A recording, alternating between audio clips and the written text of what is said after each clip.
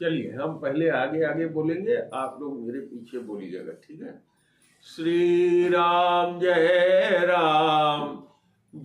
जय राम, श्री राम जय जय राम, श्री राम जय राम। और आवाज निकाल। जय राम, श्री राम जय जय राम। जय रघुनंदन जय सिया राम,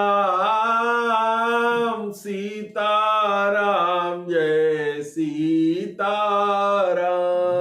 जय रघुनंदन जय सिया राम, सीताराम जय सीताराम।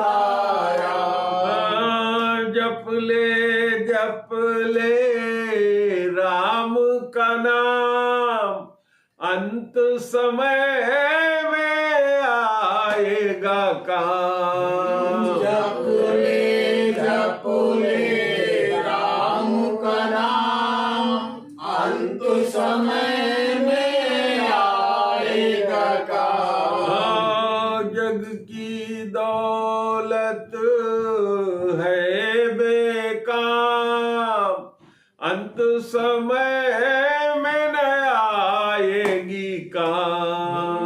जग की दौलत है बेकाम, अंत समय में न आएगी काम। तो जप ले आठों याम, राम का नाम राम का नाम। जप ले आठों याम, राम का नाम राम का नाम। एक बार प्रेम से बोलो गुरुदेव भगवान की जय, सच्चिदानंद भगवान की जय। तो पूरे एक हफ्ते हमें उत्साह रहता है कि अतवार आएगा, आप लोग आओगे और रामचरितमानस की कथा होगी। तो जो अभी हम लोगों ने चर्चा किया है, नाम, भगवान के नाम, तो भगवान के अनंत नाम है। कितने नाम है? अनंत नाम। भगवान का नाम अनंत है, भगवान के गुण अनंत है, उनकी लीला अनंत है, उसका कोई वर्णन नहीं कर सकता। श्रीमद् भागवत नाम का एक ग्रंथ है जिसमें अजामिल की कथा आती है।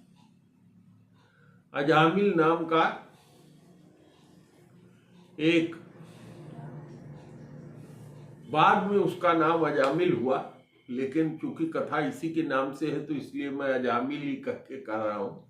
ये एक उच्च ब्राह्मण कुल में पैदा हुआ था।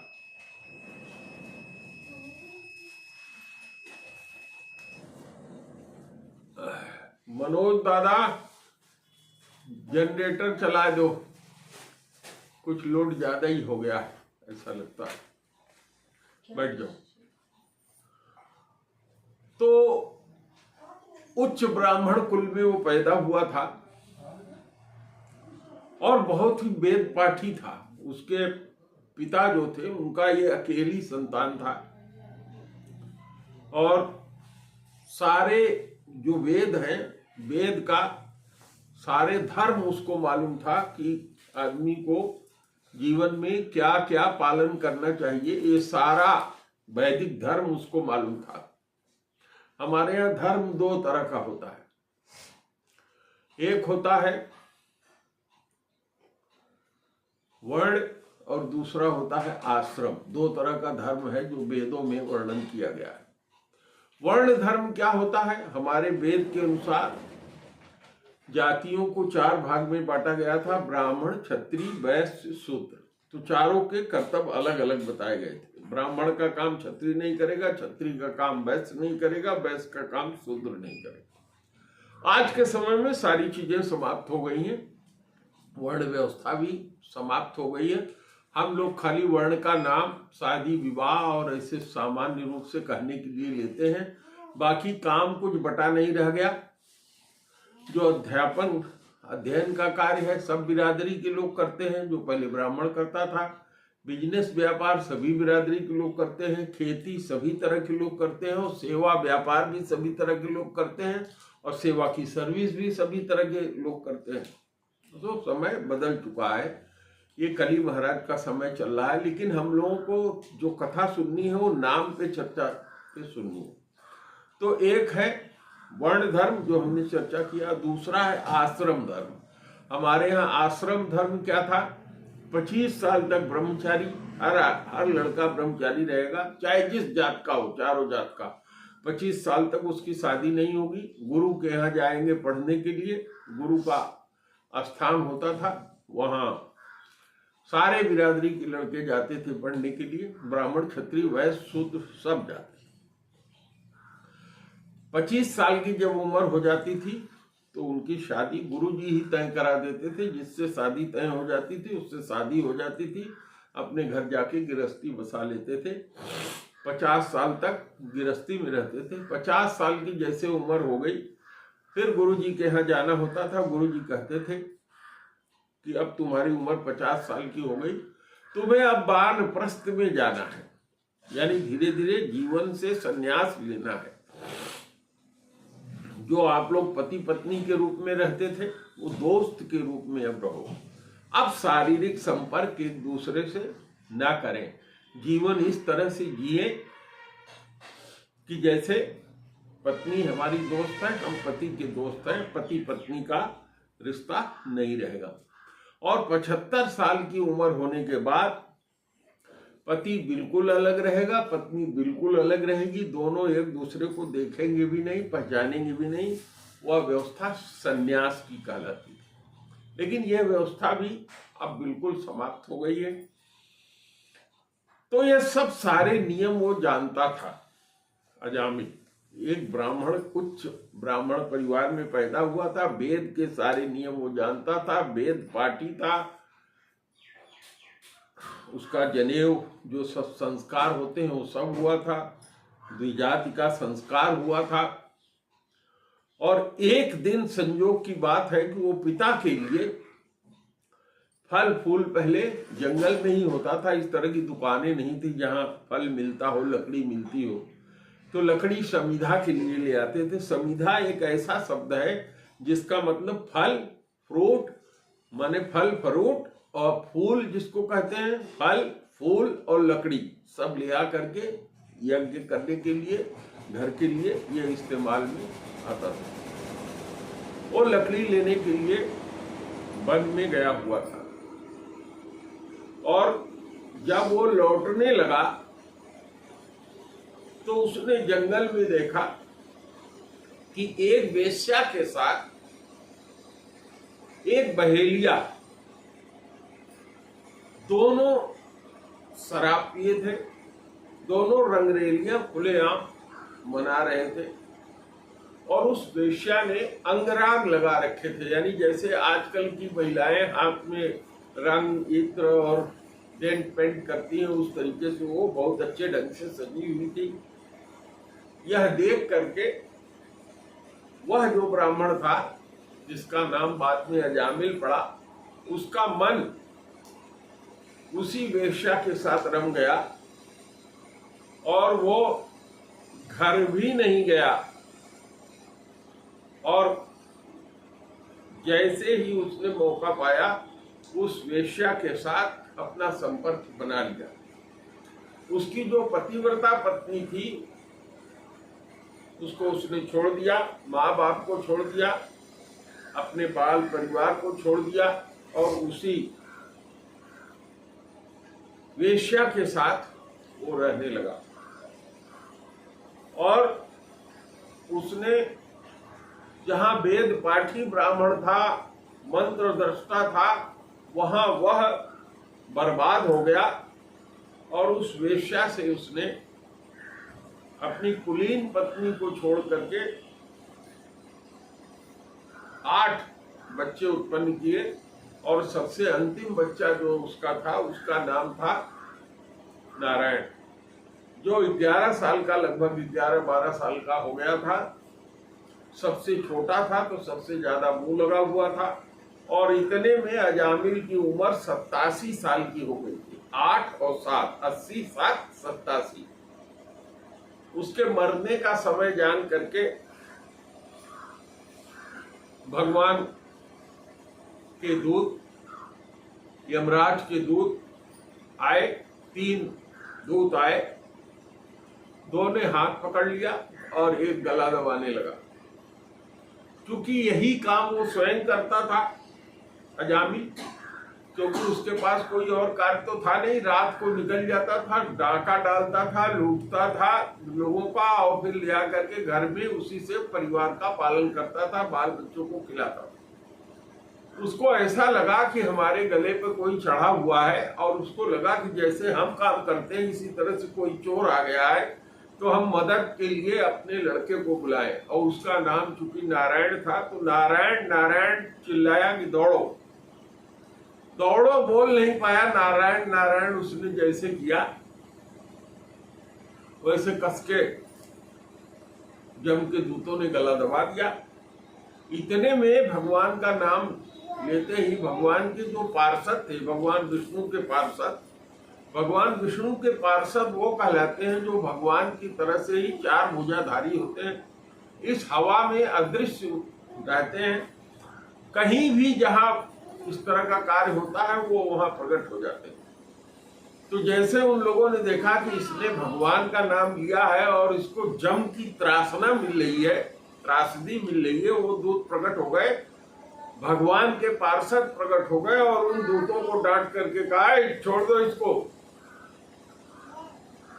यमराज के दूतों ने कहा भैया आप लोग कौन है? देखने में तो 4 भुजाधारी लगते हैं आप लोग, लेकिन आप लोग कौन है? क्या हम जो भी हैं तुम इनको छोड़ दो।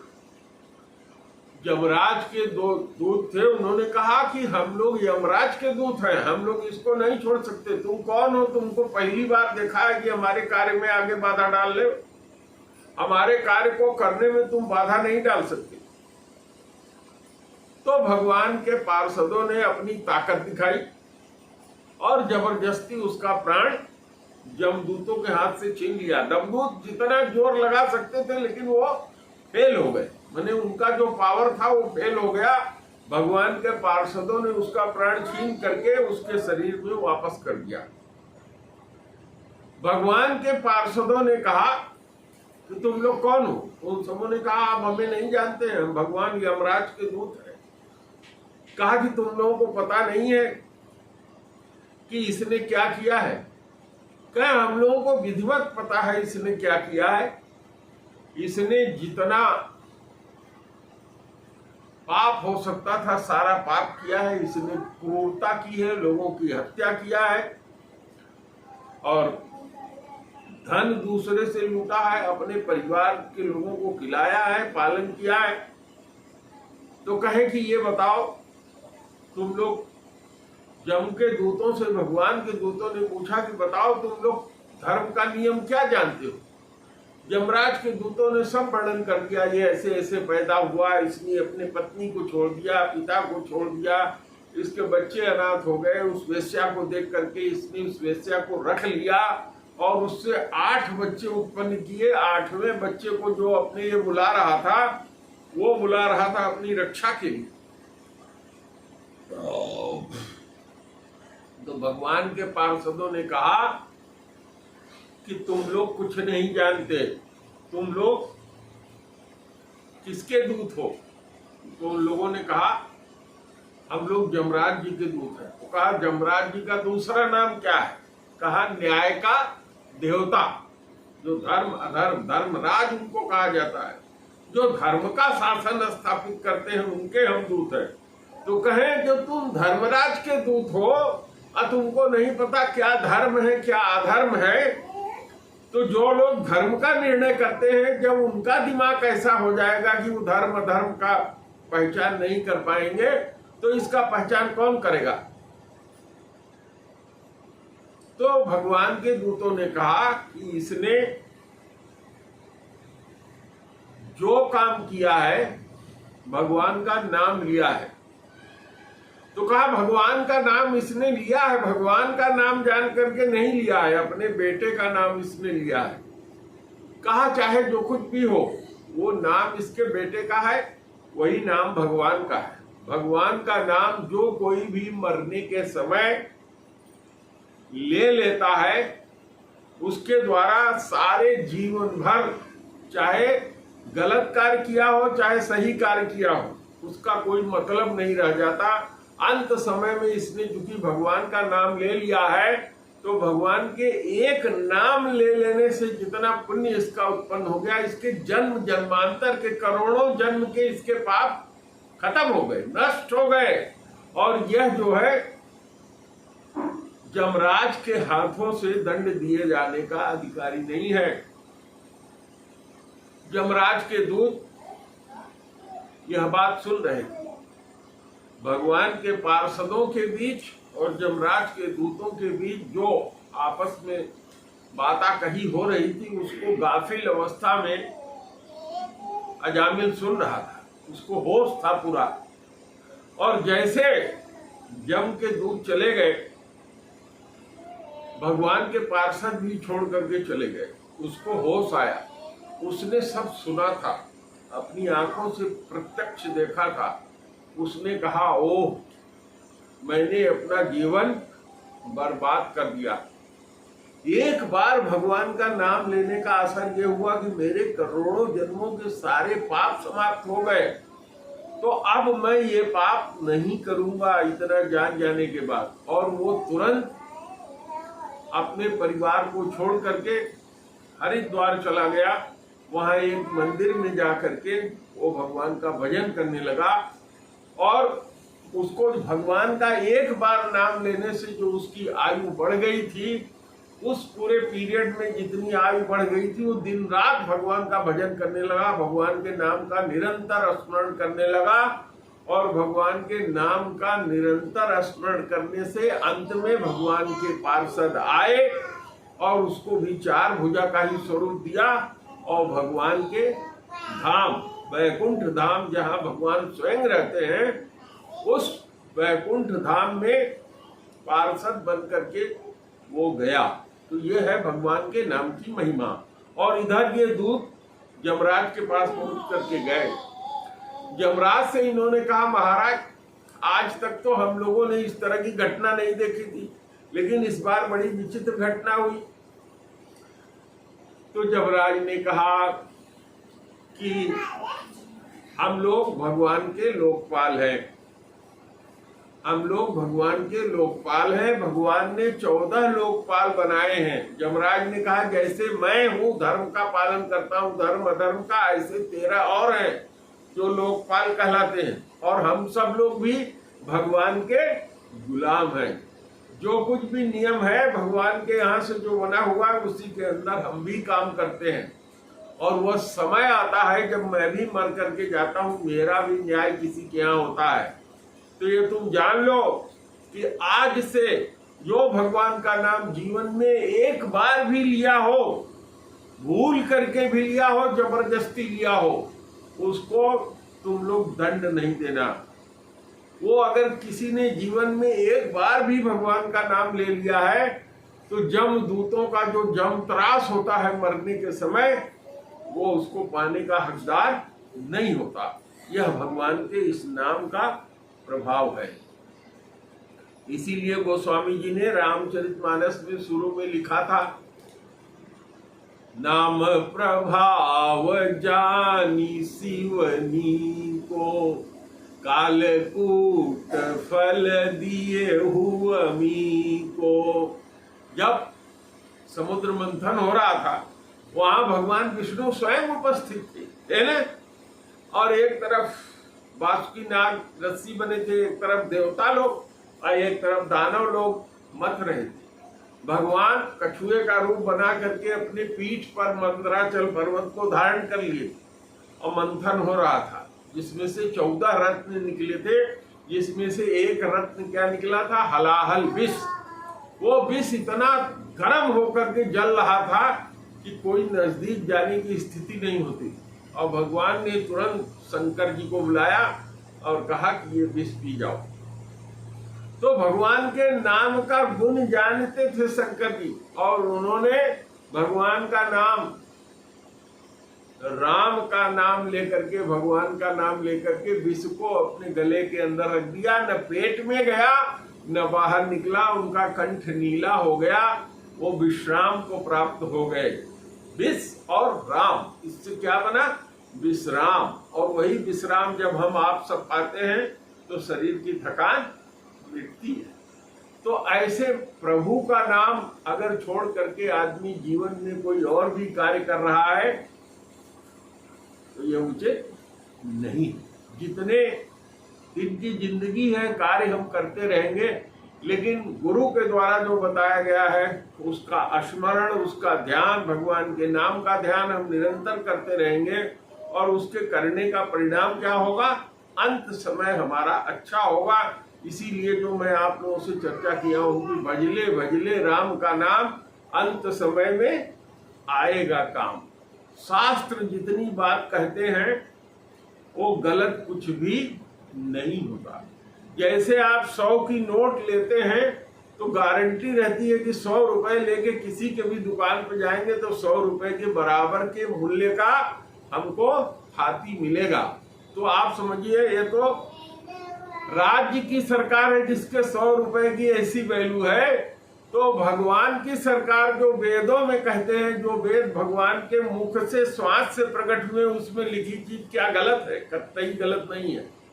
लेकिन हम लोग चूंकि 100 की नोट को देखते हैं, जाते हैं, सामान लेते हैं तो भरोसा होता है, लेकिन वेद की बात को, शास्त्र की बात को हम विश्वास नहीं करते। और जो विश्वास करता है उसको इसी तरह की अच्छी गति होती है। वही भगवान राम अयोध्या में जन्म ले लिए हैं।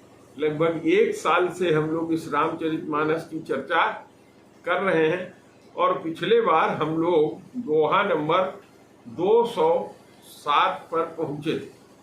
अब उससे आगे की चर्चा हम लोग करेंगे।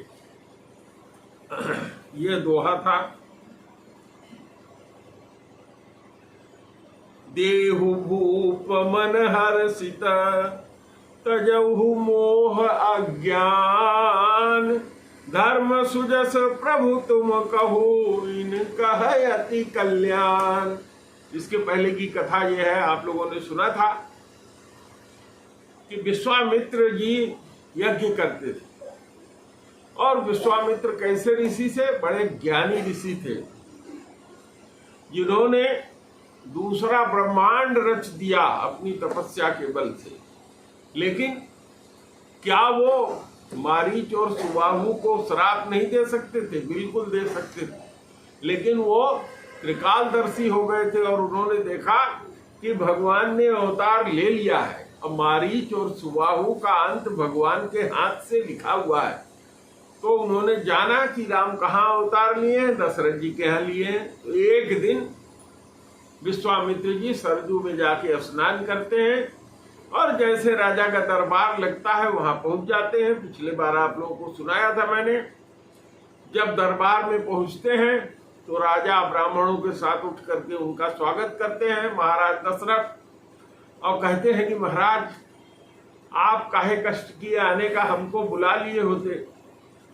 उन्होंने कहा नहीं राजन, मुझे आवश्यकता थी तो मैं चल के तुम्हारे यहाँ आया हूं, और तुमसे ये कहता हूं कि तुम अपने 2 बालक हमको दे दो। तो दशरथ जी कहते हैं, अभी आप देखेंगे आगे, नाना प्रकार की चीजें कहते हैं। दशरथ जी को पुत्र मोह है कि हमारा ये पुत्र, जैसे साधारण पुत्र होते हैं इसी तरह से पुत्र है। अभी तो कोई युद्ध इसने लड़ा ही नहीं, केवल गुरु के यहाँ से विद्या पढ़ करके आया है। तो वही बात विश्वामित्र जी राजा दशरथ से कहते हैं कि देहु भूप मन हर्षित, कह रहे हैं कि हे राजन, हे महाराज दशरथ, प्रसन्न मन से इन 2 बच्चों को हमको दे दीजिए। तजहु मोह अज्ञान, हे महाराज दशरथ, मोह और अज्ञान को छोड़ दीजिए। धर्म सुजस प्रभु तुम कहा कि तुम्हारे जब ये बेटे मेरे साथ जाएंगे तो क्या काम करेंगे? राक्षसों को अगर मारेंगे तो उससे क्या होगा? धर्म बढ़ेगा, अधर्म का नाश होगा, तो तुमको यश मिलेगा कि महाराज दशरथ के बेटों ने आकर के राक्षसों का अंत किया। तो हे महाराज, आपको धर्म, आपके द्वारा धर्म, आपको धर्म की धार्मिक कहा जाएगा और आपको सुजस मिलेगा। और ये भी कह दिया कि ये जब बच्चे मेरे साथ जाएंगे तो इनका भी बहुत बड़ा कल्याण होगा। दक्षिण भारत में अगर आप जाएंगे तो वहां शादी करने को कल्याण ही कहते हैं। और प्राचीन समय में हमारे यहाँ भी संस्कृत और हिंदी में कल्याण का मतलब ही होता है कि आगे इनकी शादी होगी। तो वही उन्होंने कहा कि धर्म सुजस प्रभु तुम कह, इन कह अति कल्याण, इनका अत्यंत कल्याण होगा। सुनि राजा अति अप्रिय वाणी, महाराज दशरथ ये जानते थे कि जैसे और सब लड़के होते हैं ऐसे हैं, चौथे पन में हमको 4 बच्चे मिले हैं और ये पंडित जी मांगने चले आए। और दूसरी बात क्या थी? दूसरी बात यह थी कि महाराज दशरथ के खानदान में जब जब विश्वामित्र जी गए उनके खानदान को विध्वंस कर दिया, नाना प्रकार की तकलीफ हुई। अगर आप इतिहास उठा करके देखेंगे तो आपको पता लगेगा कि नाना प्रकार के कष्ट दशरथ जी के खानदान ने, भगवान का जो खानदान था उसने विश्वामित्र जी के चलते उठाया था। 1-2 उदाहरण दे देना चाहता हूं। महाराज हरिश्चंद्र, जिनसे कि उन्होंने दान में उनकी पत्नी और बच्चे को ले लिया था, बेचने के बाद क्या क्या उनको कष्ट उठाना पड़ा आप सब लोग जानते हैं। इसी तरह से और भी कई कथाएं उनके परिवार से जुड़ी हैं। जब जब विश्वामित्र जी गए तब तब सूर्य वंश को, इक्ष्वाकु वंश को तकलीफ ही हुई। तो करे सुन राजा अति अप्रिय वाणी, हृदय कंप मुख दुति कोमलानी, उनके चेहरे का जो तेज था वो बुझ गया जैसे बत्ती बुझ जाती है और हृदय में कपकपी जागृत हो गई। एक तो बुढ़ापे में लड़का पाए, इतने महान राक्षसों के पास ले जा रहे हैं, वो तो सबको उठा के खा जाते हैं, हमारे लड़कों को भी खा जाएंगे, क्योंकि उनको भरोसा नहीं था कि हमारे लड़के राम जी हैं, भगवान जी हैं। चौथे पन पायऊ सुत चारी, कहते हैं विश्वामित्र जी से कि महाराज आप मजे में जानत हो, हमारी चौथी अवस्था आ गई थी और किसी तरह से हमने 4 पुत्र पाया है। अब ये प्रवचन नहीं कहे विचारी, उनको याद आया कि ये वही विश्वामित्र हैं जो हमारे खानदान को आगे दुख देते रहते हैं। तो कहा कि हे महाराज, आपने विचार करके ये बात नहीं कही। आगे क्या कहते हैं? मांगहु भूमि धेनु धन को साथ, कह रहे हैं कि मांगो, जितनी गाय मांगो, सोना मढ़वा करके जितना गाय कहो उतना गाय दे दूं। कोस मांग लो, सोना मांग लो।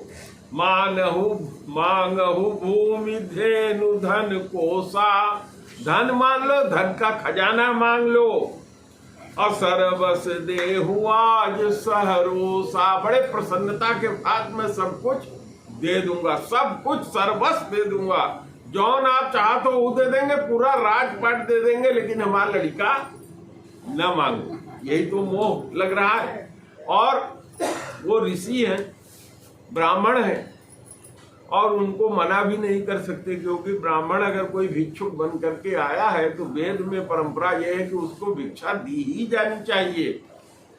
तो वो कह रहे हैं कि महाराज मान जाओ, धन ले लो, सोना ले लो, गाय ले लो, पूरा राज ले लो, सब कुछ ले लो, लेकिन हमारे लड़कियन के न मांगो।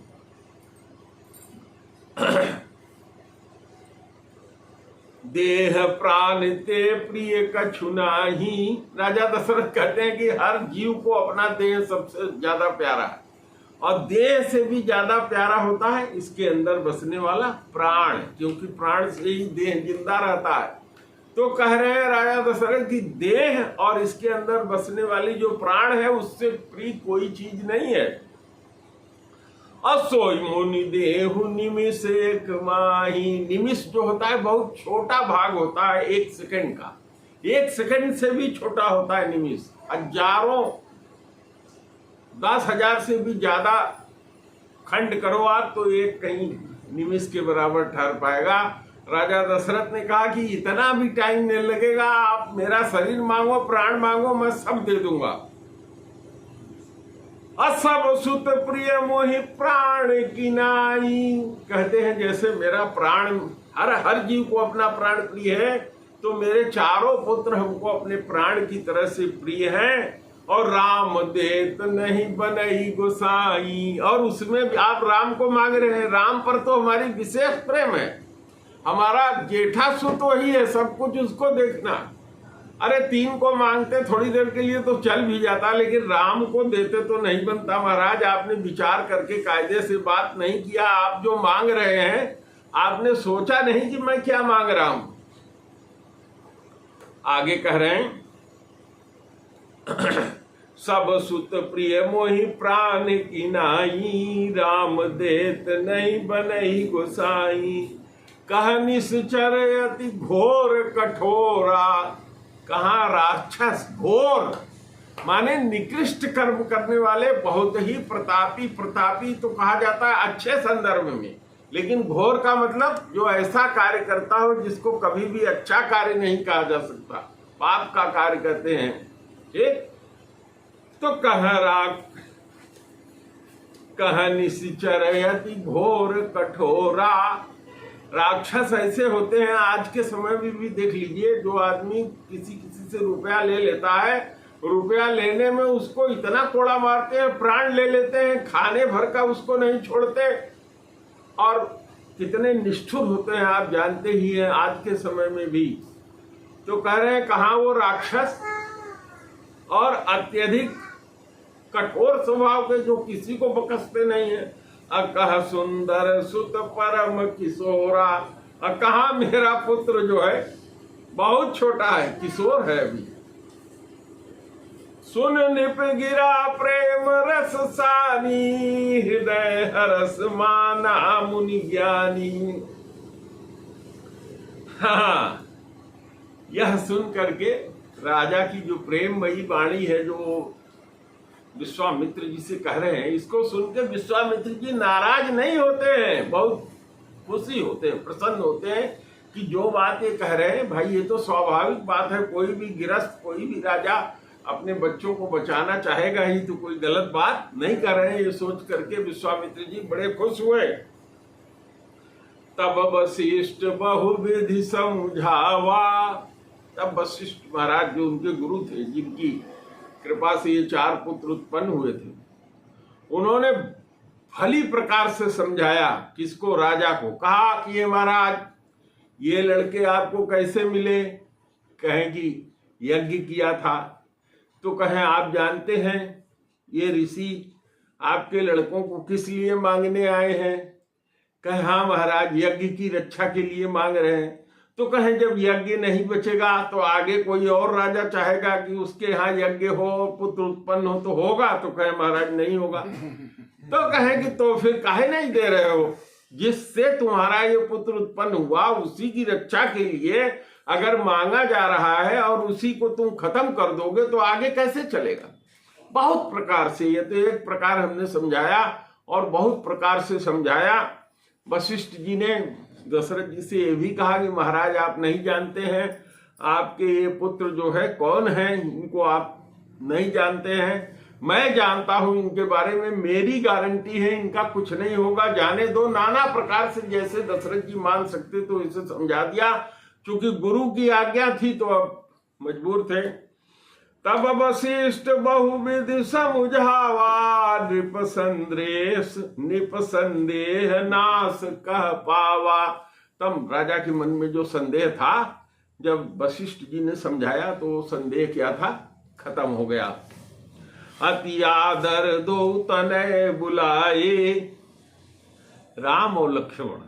राम कौन है? भगवान विष्णु है, जो शेष की सैया पर सोते हैं। लक्ष्मण कौन है?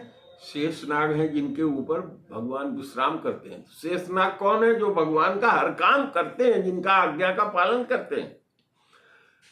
तो राजा दशरथ ने राम और लक्ष्मण को बुलाया। क्यों बुलाया और किसी को क्यों नहीं बुलाया? क्योंकि इन्हीं दोनों की जोड़ी सूट करती थी। ये दोनों हमेशा साथ रहते हैं। अति आदर दो तने बुलाए, हृदय लाई बहु भांति सिखाए। करेजे चपका लिया और नाना प्रकार से, जैसे हम लोग सिखाते हैं कि बच्चा देखो ऐसा होगा तो ऐसा करना, ऐसा होगा तो ऐसे करना, इस तरह से लोक रीत से उनको समझाया। और मेरे प्राण नाथ सुत दो, इतने पर भी उन्होंने विश्वामित्र जी से कह दिया कि हे महाराज, ये दोनों बेटे हमारे प्राण हैं, प्राण के समान हैं। अब तुम मुनि पिता आन नहीं को। उन्होंने कहा कि अब जब मैं आपको दे रहा हूं तो वन में हम तो रहेंगे नहीं, तो आप ही पिता माता सब इसके हो, ठीक है। और ये न समझना कि कहा कि तू ही, अब एकरे बाद हमारे बाद तो तू ही पिता हो इनके। सौंपे भूप ऋषि सुत बहुविधि देई आशीष। राजा दशरथ ने अपने दोनों बच्चों को ऋषि को सौंप दिया और बहुत प्रकार से आशीर्वाद दिया, क्योंकि पुराने लोग जो आशीर्वाद देते थे, कभी आशीर्वाद खाली तो जाता नहीं था। अजननी भवन गए प्रभु, चले नाई पद शीस। अपनी माता के घर में गए प्रभु। आप लोगों ने सुना है कि जब मनु और शत्रुपा तपस्या कर रहे थे तो दशरथ जी ने क्या मांगा था कि हम ये नहीं जानना चाहते ज्ञानवान हमको न रहे, हम तो ये चाहते हैं जैसे कोई आदमी होता है उसका लड़का होता है, हम उसी तरह से इनको लड़का माने। और शत्रुपा जी ने क्या मांगा था भगवान से कि हमारा ज्ञान कभी नष्ट ना हो। तो जो माता कौशल्या थी वो जानती थी कि ये भगवान हमारे बेटे बन के जरूर आए हैं, लेकिन हे है भगवान, क्योंकि जब भगवान पैदा हुए थे तब भी क्या हुआ था, भय प्रगट कृपाला दीन दयाला। जब माता कहती हैं अरे आप तो हमसे कहे थे कि मैं तुम्हारा बेटा बन के आऊंगा और आप तो बाप बन के आ गए, चतुर्भुज रूप होकर के आ गए, तो कहती है कि जय सुलीला, अरे छोटा बच्चा बन जाओ। तो कहते हैं मैं तो खाली आपको दिखाने आया था कि मैं वही हूं जिसने आपको वरदान दिया था, अब तो मैं बच्चा बनूंगा ही। तो वो भगवान छोटे बच्चे बन गए। ठीक, सुनिरोदन ठाना होई बालक सुर भूपा, यह चरित जुगावही हरिपद पावही, तेन परहि भव कुबा। इस संसार से आदमी पार हो जाए, इस कथा का इतना असर है। तो आगे सुनिए। पुरुष सिंह दो वीर हरसि चले, मुनि भय हरन। पुरुषों में सिंह के समान दोनों वीर राम और लक्ष्मण कहां चले? मुनि के साथ। मुनि का भय हरने के लिए उनके साथ चल दिए। कृपा सिंधु मत धीर, अखिल विश्व कारण करण। जो सारे ब्रह्मांड को बनाने वाले हैं, चलाने वाले हैं, मिटाने वाले हैं, कारण और करण हैं, वो भगवान विश्वामित्र के पीछे पीछे चल दिए।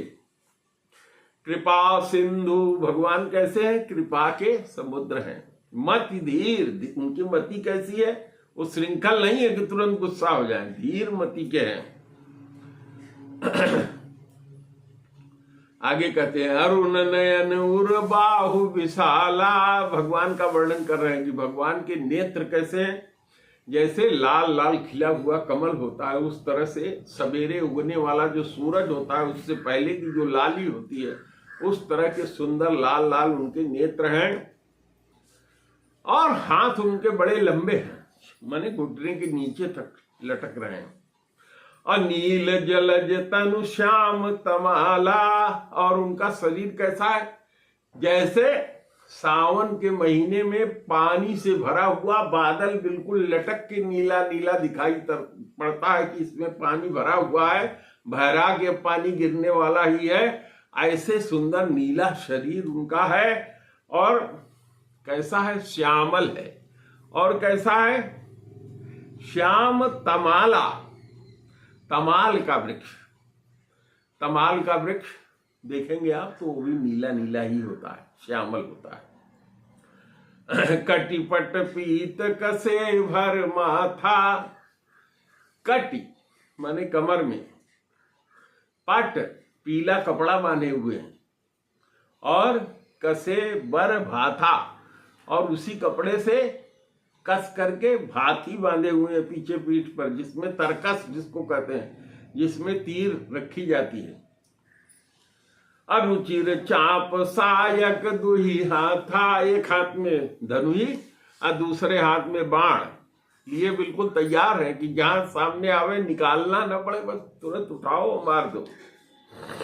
भगवान का यही स्वरूप है कि भक्त का जहां विपत आवे, भगवान को जो याद करता है मिनट भर में वो उसका कल्याण कर देते हैं। उनके लिए समय लगाने की जरूरत नहीं है, हमारे मन के अंदर भरोसा और विश्वास होना चाहिए।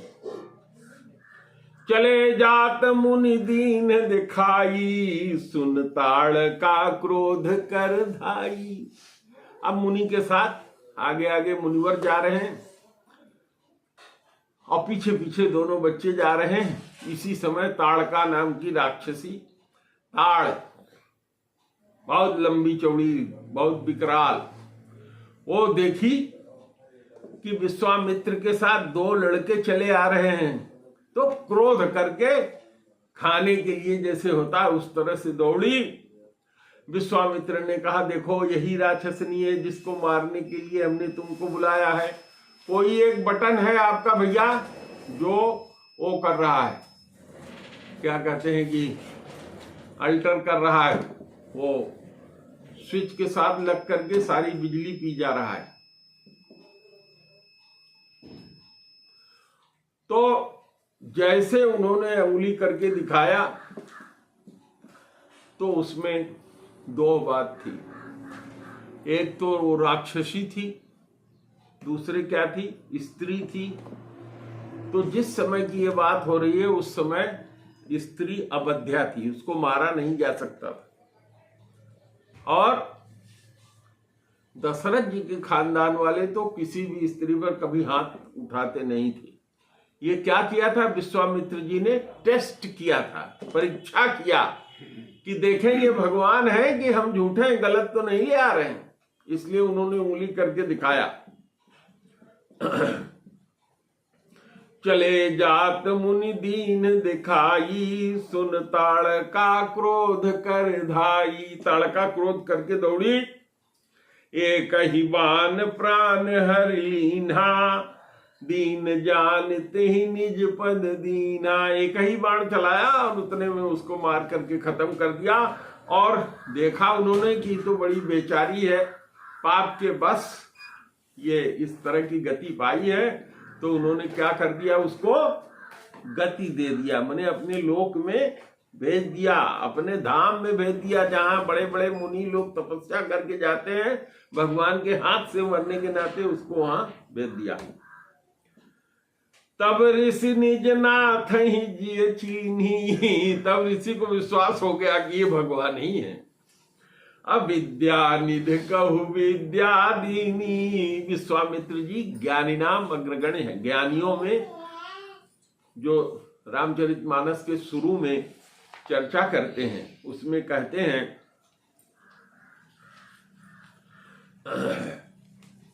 वंदे विशुद्ध विज्ञानो कपीश्वर कवीश्वर। रामचरितमानस की शुरुआत करते हुए बालकांड में लिखते हैं, सीताराम गुणग्राम पुण्यारण्य विहारिणो वंदे विशुद्ध विज्ञानो। वंदना करता हूं जो ज्ञानी है, विज्ञानी है। कौन? कवीश्वर और कपीश्वर। कवीश्वर कौन है? कवियों में ईश्वर अर्थात वाल्मीकि जी। और कपीश्वर कौन है? हनुमान जी। ठीक ठीक। तो उन्होंने पहचान लिया, और जो सारी विद्या का खजाना है, सारे ब्रह्मांड को चलाता है, जिसने कभी किसी से कोई विद्या नहीं सीखी, उसको विश्वामित्र जी ने जो कुछ विद्याएं जानते थे वो समझ गए कि हाँ ये आदमी परफेक्ट है, इसी को देने वाला है, ये भगवान है। तो विद्या दे दिया। अब क्या विद्या दे दिया? एक तो ये दे दिया, देखिए आ जाएगा इसमें आगे, जाते लागन क्षुधा पिपासा, एक ऐसी विद्या दे दिया जिससे भूख नहीं लगती और प्यास नहीं लगती। ये गुण सिखा दिया राम और लक्ष्मण को। जाते लागन क्षुधा पिपासा, यतुलित बल तनु तेज प्रकाशा, बिना पानी पिए और बिना खाना खाए उन लोगों के शरीर में अतुलित बल बना रहे। ये ज्ञान किसके पास था? विश्वामित्र जी के पास। ये विद्या को किसको सिखा दिया? राम और लक्ष्मण को। आयुध सर्व समर्पिके प्रभु निज आश्रम आन, और जितना भी उन्होंने धनुष पर चलाने के लिए बनाया था आयुध, जैसे आज के समय में है कि हम यहां से बम मार देते हैं और पाकिस्तान में जाकर के विस्फोट हो गया और वहां ऑपरेशन सिंदूर पूरा हो गया। देखा आपने क्या चलाया था? भारत ने कौन सा मिसाइल मारा था? चौहान जी बताओ। भारत की एक मिसाइल है जो बहुत अचूक है, भगवान राम के बाण की तरह से। 6 जगह मारा भारत ने और 6 जगह पाकिस्तान का पूरा बेस क्या हो गया? ध्वस्त हो गया। तो उसी तरह के जितने आयुध बनाया था विश्वामित्र जी ने, वो सब भगवान को ले आकर के दे दिया। कंदमूल फल भोजन दीन भगत हित जान, और कहा कि भैया यहाँ जंगल में आए हो, यहाँ तो चावल दाल मिलेगा नहीं, यही कंदमूल खाओ। और जान लिया कि ये भगवान है, इनको यही भोजन जो है दे दिया। प्रात कहा मुनि सन रघुराई, निर्भय यज्ञ करहु तुम जाई। सवेरे रघुनाथ जी ने विप्रवर को, ऋषिवर को, विश्वामित्र जी को कहा कि आप बिल्कुल निशंक होकर के जाके यज्ञ करिए। अहोम करने लागे मुनि झारी, यज्ञ उन्होंने करना शुरू कर दिया बिना रुके। आप रहे मख की रखवारी, यज्ञ की रक्षा कौन कर रहे थे? भगवान राम स्वयं कर रहे थे। सुनि मारीच निशाचर को ही, उसकी अम्मा तो मरी गई थी। आज जब उसने सुना कि हमारी अम्मा को मार दिया और यज्ञ भी कर रहे हैं, तो जो क्रोधी मारीच था वो दौड़ा। लय सहाय धावा मुनि द्रोही, मुनियों का द्रोह करने वाला वो मारीच यज्ञ को विध्वंस करने के लिए दौड़ा। बिनु फर बाण राम ते ही मारा, राम जी ने ऐसा बाण चलाया जिसमें आगे फल नहीं लगा था। फल क्या होता है? तिकोना सा तीर में लगा होता है। ऐसा बाण माला धनुई से जिसमें फल नहीं लगा था, जो भरथुआ था, बोथा था, समझ रहे हो? वो जाके उसके शरीर में लगा और उससे इतना जोर और हवा लगी कि 100 योजन पार समुद्र के पार जाकर के वो गिर गया। बिनु फर बाण राम ते ही मारा, 7 योजन, 1 योजन बराबर 4 कोस, 100 योजन माने 400 कोस दूर जाकर के गिरा और समुद्र के उस पार जाकर के गिरा। पावक सर सुबाहु पुनि मारा, उसका छोटा भाई सुबाहु जो दौड़ करके आया उसको अग्नि बाण से मार दिया। फिर क्या हुआ? अनुज निशाचर कटक संहारा, इन 2 को तो बाण राम जी ने मारा और जितनी सेना आई थी उसको सबको भाई लक्ष्मण ने मार के खत्म कर दिया। मारी असुर दुज निर्भयकारी, स्तुति करहि देव मुनि झारी। जब मार दिया असुरों को तो सारे मुनि लोग जो द्विज लोग थे वो निर्भय हो गए, भय से दूर हो गए। सारे देवता मुनि सब लोग स्तुति करने लगे भगवान की, जहां थे वहीं से कि प्रभु आपने बहुत बड़ा कल्याण किया। ये ताड़का सुबाहु मारी तो कुछ करने ही नहीं दे रहे थे, कोई भजन करे उसको नहीं करने दे रहे थे, हवन करे वो नहीं, श्राद्ध करना चाहे कुछ नहीं, सब बिगाड़ देते थे। ता पुनि कछुक दिवस रघुराया, रहे कीन विपरन पर दाया। वहां मुनिवर के साथ कुछ दिन तक वहां जंगल में उनके आश्रम पर राम जी और लक्ष्मण जी ने निवास किया, और उनसे मिलने के लिए सारे मुनि वहां आते थे। सबके ऊपर वो दया करके वहां रहे। अभगत हेतु बहु कथा पुराना, कहे विप्र यद्यपि प्रभु जाना। विश्वामित्र जी बहुत से कथा और पुराण की बातें भगवान को सुनाते थे। यद्यपि भगवान से क्या चीज छिपा है वो सब जानते रहते थे। अतब मुनि सादर कहा बुझाई, चरित एक प्रभु देखिए जाई। उन्होंने कहा कि हे प्रभु, हे राम और लक्ष्मण, आप यज्ञ की रक्षा के लिए आए हैं। अब एक यज्ञ जो है मिथिला नरेश कर रहे हैं, तो हमारी इच्छा है कि आप लोग हमारे साथ उस यज्ञ में चलो। तब मुनि सादर कहा बुझाई, चरित एक प्रभु देखिए जाई। धनुष यज्ञ सुन रघुकुल नाथा। रघुनाथ जी क्यों आए थे? यज्ञ की रक्षा के लिए। तो वहां धनुष का यज्ञ हो रहा था, तो कहे चलो भाई देखें, यहाँ तो ये यज्ञ हो रहा था, धनुष यज्ञ कैसा होता है, चलो देखा जाए। अहरसि चले मुनिवर के साथा। गुरु ने आज्ञा दिया और राम जी और लक्ष्मण जी उनके साथ चल दिए। आश्रम एक दीख मग माही, खग मृग जीव जंतु तह नाही। जब जाने लगे जनकपुर के लिए, तो रास्ते में क्या देखा कि ये एक आश्रम है। आश्रम तो बना हुआ है, उसमें एक पत्थर पड़ा हुआ है, कोई वहां जानवर नहीं है, कोई आदमी नहीं है। पूछा मुनि शिला प्रभु देखी। भगवान ने देखा कि एक पत्थर पड़ा हुआ है, यहाँ जानवर कुछ नहीं है, कुछ कोई नहीं है। तो उन्होंने पूछा कि महाराज, यहाँ तो आश्रम बना है, आश्रम जैसा दिखाई पड़ता है, एक पत्थर पड़ा हुआ है, यहाँ कोई न जानवर है न कोई पशु पक्षी है, क्या मामला है? सकल कथा मुनि कहा विशेखी। विशेष रूप से जो वहां की कथा गौतम की थी वो उन्होंने सुनाया और भगवान को बताया। विश्वामित्र जी ने गौतम नारी साप बस, उपल देह धरि धीर। अचरण कमल रज चाहती, कृपा करहु रघुवीर। सियावर रामचंद्र की जय। इससे आगे की कथा अगले संडे को होगी। तो श्री राम जय राम, जय जय राम। श्री राम जय राम, जय जय राम। मैं इसको यूट्यूब पे डाला हूँ। जय राम जय जय राम। श्री राम जय राम, जय जय राम। यह कथा मैं यूट्यूब पे डाल रहा हूँ, आप सब लोग स्वयं सुनिए, दूसरे लोगों को शेयर करके दिखाइए और इस चैनल को सब्सक्राइब करिए, ताकि ज्यादा से ज्यादा लोगों को ये कथा, सुंदर कथा मिल सके।